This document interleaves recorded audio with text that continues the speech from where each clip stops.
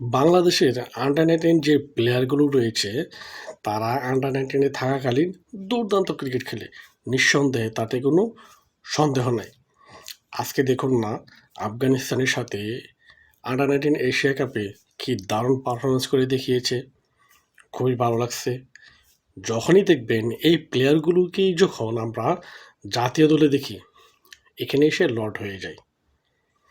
এটা কী কারণ হইতে পারে? আরে ভাই, যে প্লেয়াররা আন্ডার-19 এ ভালো খেলতেছে, তারা কেন জাতীয় দলে আসলে সে পারফরম্যান্সটা ধরে রাখতে পারে না? চিন্তা করেন তো। এর অন্যতম কারণ কী হইতে পারে?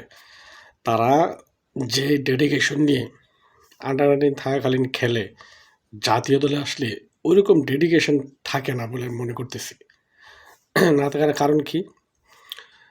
আন্ডার-19 এর প্লেয়ারগুলোকে কিন্তু ওইরকম অর্থ থাকে না, যতটা ফেম পাওয়া যায় জাতীয় দলে আসলে। এটাই মনে হয় সবচেয়ে মানে বাজে পারফরম্যান্স করার একটি মূল মন্ত্র আরকি। যেটার মন্ত্র বলতেছি আমি।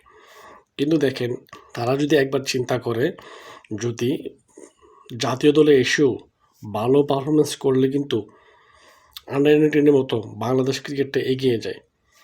দেখেন, যখন যুবারা খেলে, তারা দেখেন ভারত, পাকিস্তান যেকোনো দেশকে হারায় দেখছি আমি। যেকোনো দেশকে প্লেয়াররা কি দারুণ ব্যাটিং করে, বোলিং করে।